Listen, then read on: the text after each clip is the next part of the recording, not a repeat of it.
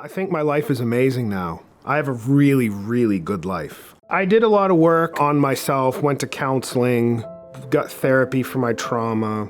I still go to recovery meetings. I drank for about 24 years, up until St. Patty's Day of 2016 is my sober date.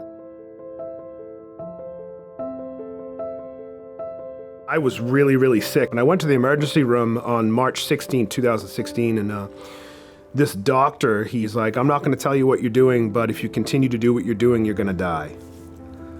And so at that point, I was like, I gotta really make a decision. I still have in my cell phone this folder that says AA, and in that folder, there's like 50 phone numbers. I called those people at all hours of the night. Like, I had so many struggles in the beginning, and it was wonderful. I'm on the autism spectrum, so it looked like to a lot of my teachers and educators that I wasn't paying attention, but I in fact was. I just wasn't making eye contact.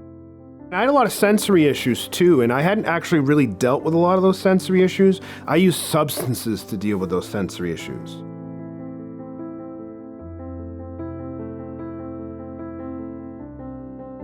In order for me to recover, I also needed people around me, the community I was in Augusta.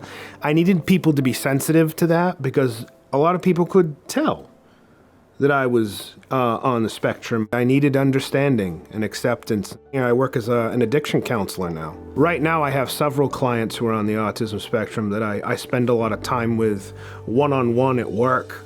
And they're kind of drawn to me because I'm very open about being on the autism spectrum. It's not necessarily my identity, but it is a big part of who I am. It's great because I know what they're dealing with. I know what it's like to be misunderstood most of your life. I know what it's like to be a kid and get in trouble for stuff that you can't control or don't understand. I have tons of goals. I want to work with people with significant mental health issues, but I would also love to someday work with children on the autism spectrum. I'd love to work with a kid like me.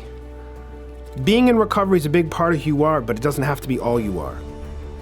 You know, there's much more of you. There's much more than just that. My biggest piece of advice is don't give up.